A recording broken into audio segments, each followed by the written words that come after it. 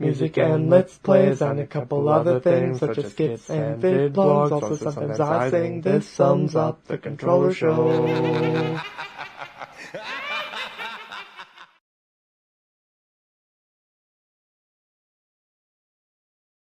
Hello everyone, I am the Controller, and today we're back to Spooky Story Friday.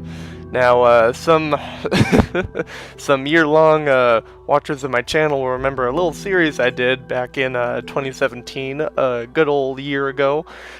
During October, I did a little series called Kyler Reads Spooky Story Friday, and as you can see, that series is making a return. I want to do more stories this time than I did last year because I found some stories that I think will be pretty fun to read. As you can see, I decided to start off with Super Mario 128, which I'm sure will just be a grand old time. Yeah, so I want to do more stories this month than I did last year, so hopefully I'll be able to do that. More on that as the month goes on. Yeah. Alright, so I hope you guys are ready to be all spookified with the terrifying story of Super Mario 128. Let's jump right into it. Mario has been a gaming icon for decades and has been in more games than can be counted. Although no year in recent memory has gone past without some type of Mario game being released, series fans will remember the nearly decade-long drought of original Mario platformers. I don't really feel like that's a real fact. I mean, there's a lot of Mario games, but I mean, maybe it's true. I don't know. From 1997 to 2005, there was only one new Mario platformer released, Super Mario Sunshine. During the second part of this drought, after Sunshine's release, the mysterious Super Mario 128 was the main focus of the fan base. You guys remember Super Mario 128 when fucking off-brand Mario had bleeding eyeballs and hyper-realistic blood? You guys remember that? I do. I love that game. No concrete information was given on the game, and eventually, series creator Shigeru Miyamoto claimed it had simply been a series of test concepts that were never intended to be an actual game. The mystery faded from memory as the Mario drought finally ended, and most people forgot about the game that had once been the center of every Mario fan's imagination. Everyone was imagining what was going to be possible with the new Super Mario 128, very cleverly titled Super Mario 128. The Mario drought corresponded with a bad era for Nintendo in terms of console sales. The Nintendo 64 and GameCube did not have the financial success of the earlier Nintendo Entertainment System and Super Nintendo, or the later Wii. Ooh, financial success. Spooky. For a very proud company that relied solely on video games to make money, this was quite upsetting for the higher-ranking employees that were attached to the company and felt that success or failure reflected on them personally. Nintendo started working on a sequel to the 1996 Super Mario 64 shortly after the game was released, but during the late 90s, it became clear that Nintendo was not winning the console war. The Super Mario 64 sequel was restarted from scratch, since the company believed that it was not a substantial enough improvement over the original to turn the tides of a market battle. It's fucking Mario. It's fucking Mario 64 was revolutionary. Like, you literally could like make 3D shit on paper and it would probably sell, and then call it Mario 64 2, not Mario 128, because no. Seeing the generally more realistic and violent games on Sony's PlayStation, the market leader, Nintendo considered making a Mario that was closer in tone to what the public seemed to want. There was quite a bit of internal conflict over how to go with this new direction, and the new Mario was clearly not going to be ready until Nintendo's next console, the GameCube. The only hint of this that was released to the public was a comment by Miyamoto that he thought Mario and Luigi should act more like grown-ups in their games for the then soon-to-be-released GameCube. Yes, because multicolored plumbers running around in a mushroom kingdom is exactly what I think of when I feel the characters need to be more grown up. Of course. The new Mario project was ultimately split into two games, Luigi's Mansion, which reflected the darker tone that many felt the series should turn to, although it was still toned down quite a bit compared to what some Nintendo executives and developers wanted, and Super Mario Sunshine, which went in the complete opposite direction. Both were released within a year of the GameCube, and Nintendo felt confident that their new system and Mario games would return them to their former glory as market leader. As those familiar with gaming history now... No, I'm sorry. As those familiar with gaming history know, they didn't. The GameCube did even worse in market share than the Mario... I can't read today. As those familiar with gaming history know, they didn't. The GameCube did even worse in market share than the Nintendo 64, and the mass market's taste shifted even more toward violent, realistic games. During this period, the somber mood in Nintendo intensified, and the darker Mario project was revived, this time code being Super Mario 128. It isn't clear exactly what happened in Nintendo during this period. As we know, nothing called Super Mario 128 was ever released or publicly shown. That's because they couldn't come up with a better title. The source that revealed the internal strife in Nintendo during the later N64 era refused to discuss what was happening during the time of the GameCube's failure, but released a prototype of Super Mario 128 online that can be played on the Wii Homebrew channel. Okay, I do know that there is a such community as Wii Homebrew games. That's actually, I don't know if that's still going on, but I know that's a real thing. So that's interesting, because that actually could be possible. If someone really wanted to make a Super Mario 128, they really could do that. But anyways, I'm getting sidetracked here. The following is a recollection of my time playing it. Alright, here we go, guys. He's gonna play the game now. He's gonna play Super Mario 128, Super Mario 164. It's spooky. The game was clearly an early beta. The title screen was nothing but white text saying Super Mario 128 against a black background. Well, that's exciting. There was no options menu or save file selection either. After the title screen, the game started. Bowser's laugh from Super Mario 64 looped in the background while a plain text box displayed this dialogue. Oh, is this Bowser? Should I read this as Bowser? Yeah, I think this is Bowser.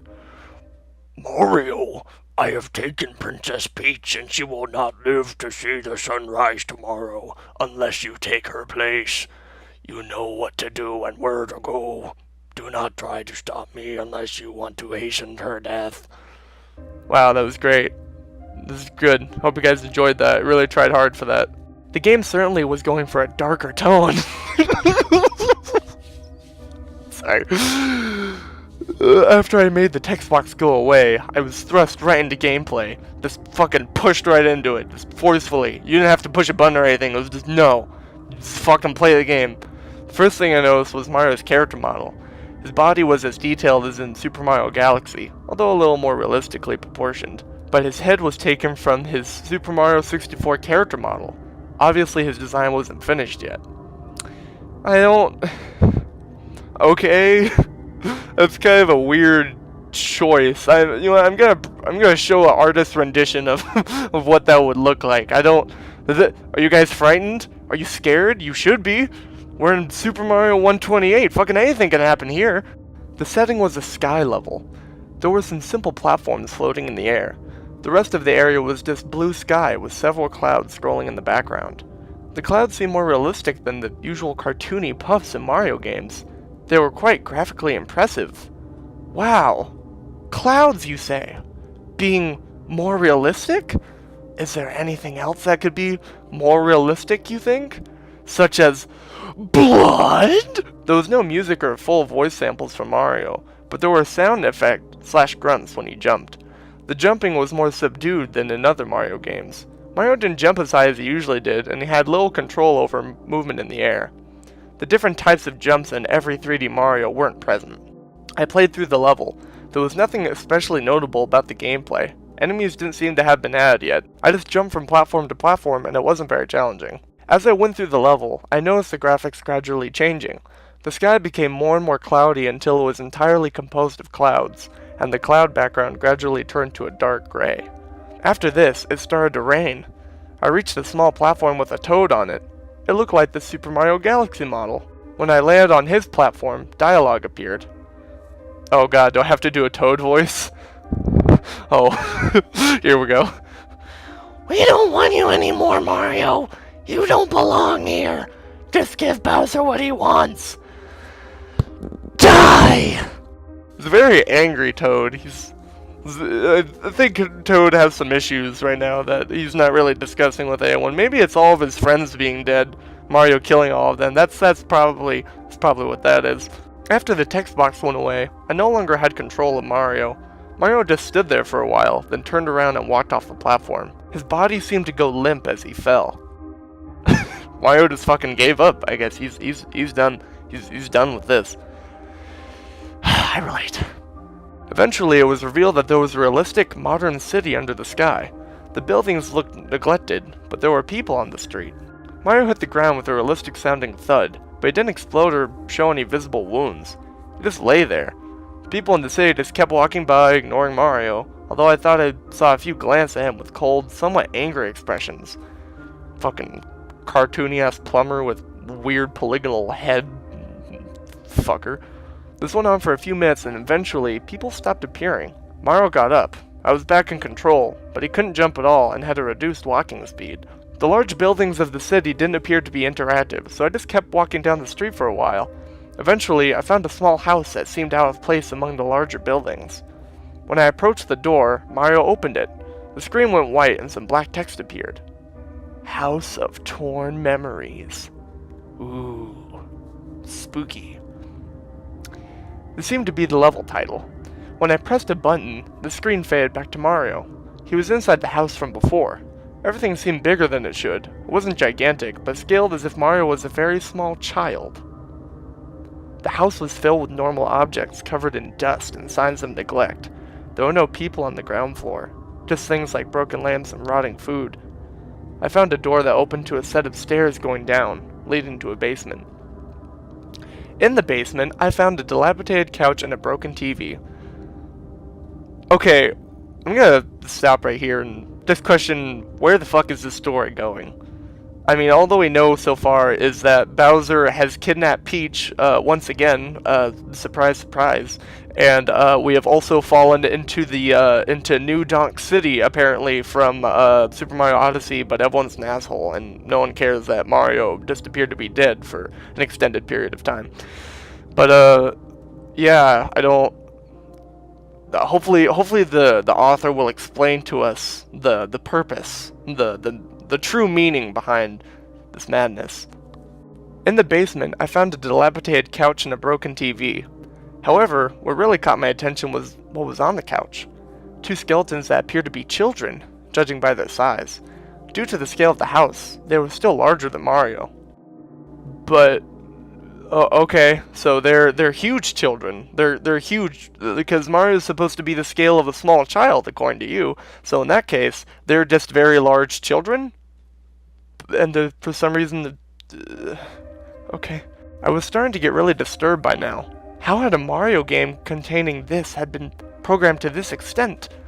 I went up to the skeletons and tried pressing buttons to interact with them or the TV, but nothing seemed to happen. I was about to turn around and look elsewhere when I was nearly scared to death by a definitely loud crash coming from the game. What appeared to be Bowser seemed to have broken through the floor from below and landed in front of Mario. I say appeared to be because this was nothing like the way Bowser is usually rendered. The reptilian monster in the game had Bowser's basic brownish yellow and green color pattern, but this looked far more threatening than any Bowser model I had seen before. Seen before, a little typo there. It was not proportioned like the Bowser I knew. Its arms and legs were far longer in relation to its body and ended in razor-sharp claws. The green shell didn't look like it had spikes glued on. They were more jagged and organic looking with the same dark green color the rest of the shell had. The face had small but intense pure black eyes and a mouthful of jagged teeth that took up far more of the face than it should have. Mario was cowering in fear from this thing. A dialogue box appeared. "You've kept me waiting long enough, Mario. I will taste flesh soon. Will you finally surrender, or does Peach have to die?" I still didn't have control. Mario just stood there, shivering for several seconds before nodding his head. Bowser impaled Mario with his claws. There was no blood, but it was clear from the animation and sound effects that the sharp digits of Bowser's hands had gone through Mario's body. In one swift motion, Bowser dragged Mario up to his face and bit his head off. Again, there was no blood or graphic details left behind on Mario's neck, just Mario's character model being destroyed. The screen faded to black. In white text, another level name appeared. Mario's Eternal Home. Okay, I have to say, I was really expecting some hyper-realistic blood. I'm hoping we're going to get it later. But if you were going to add hyper-realistic blood, that would have been the time to do it. Because otherwise, I'm not feeling very spookified if the blood is...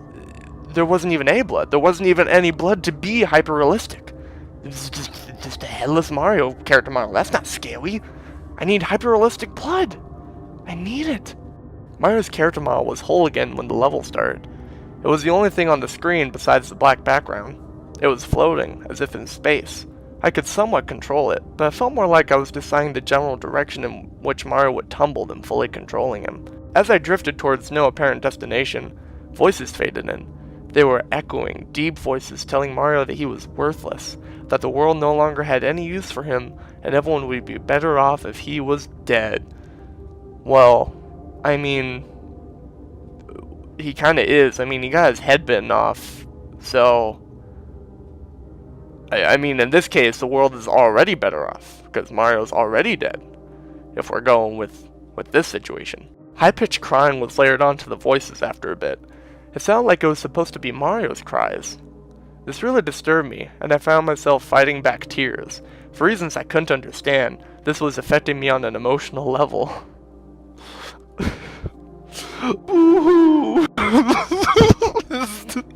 Just echoing through this black void. I'm sorry, that's not scary. There's nothing scary about that. Mario. It's no. The voices and aimless wandering went on for several minutes until I spotted a light gray speck in the distance. I moved towards it. It took a very long time to reach, and grew closer at a much slower rate than it should have. When I was close enough to make it out, I saw that it was a tombstone. It was a very plain one with cracks in several places. When I got right next to the tombstone, I could see writing on it. I turned off the system right after reading it. I'm not going to play the beta or hack or whatever this was again. This was a single word written on the tombstone. Innocence. And that's it. That's the end of the story. That's just where it ends. It ends with the word innocence being on a tombstone, and Mario just being in a black limbo with his polygonal ass head and Mario Galaxy body, and the sound of him crying in the background for some apparent reason. That's credited to K.I. Simpson. I'm sure you've gotten better, but it wasn't the best. But you know what? This was almost exactly what I was hoping from this story when I saw the title, cause I could have sworn I heard of this. I could have sworn I read the story, or I saw I heard the story, or I saw like the title, and I recognized it, and I wanted to read it and see if I did, but no, I have no memory of this, so I don't think I've ever seen this story. Let's read some of the comments. First comment is, "This is Mario abuse." Okay. Super Mario 128 did exist and was a tech demo for the GameCube. None of the adult gameplay. Oh, really? Was there not a fucking terrifying Bowser who bit off Mario's head? That didn't exist? That wasn't in the tech demo for Super Mario 128? Good story, one person says. Oh, wow, someone made a Super Mario Odyssey reference here. Eventually, it was revealed that there was a realistic modern city under the sky. The buildings looked neglected, but there were people on the street. Super Mario Odyssey 2017, and someone responds to that comment with, "This is the 5th time I've bumped into you on the internet, and I'm scared." Oh, nice picture, by the way. Someone just put a question mark. I relate to that. I really just relate to just putting a question mark. No actual question being asked, is just questioning really why the story exists, which I can relate to. K.I. Simpson, I don't mean to diss your writing ability, but I gotta, I gotta tell it how it is. This is just not a very good story. I'm sure you've gotten much better, Mr. K.I. Simpson. Please don't take any of this personally. I'm merely judging your story from what appears to be a year ago. Oh wow, actually some of these comments are from this year, such as This Is Mario Abuse is from June 2nd, so this is actually from this year. Ah, interesting. Well, anyway, I think this is a good place to leave off for this episode of Spooky Story Friday. Tune in tomorrow for another story. Yeah, bet you didn't expect that shit. Yeah, Spooky Story Saturday, guys. This is how I'm gonna add more stories this year. So hopefully I'll be able to do that for each Friday and Saturday in October, so I can get at least 8 stories in. 8 stories this month, guys, and I am excited. Compared to the 3 I did last year, wanna top it this year. So, thank you all so much for watching. If you did enjoy this video, please consider looking at my other Spooky Story Fridays that I read from last year. There's some good ones. There's some good ones from last year. But I hope you guys enjoyed this video anyway, and I will see you guys tomorrow. Thanks for watching, you guys. Guys, check it out. Super Mario 128 is coming to get me. I can't. My mouse is going crazy. Ooh, spooky. Ooh, so spooky. I'm editing this video right now, and I can't even edit anymore because Super Mario 128. It's haunting me. I can't do anything. Oh my god! Super Mario 128 don't exist on 2005.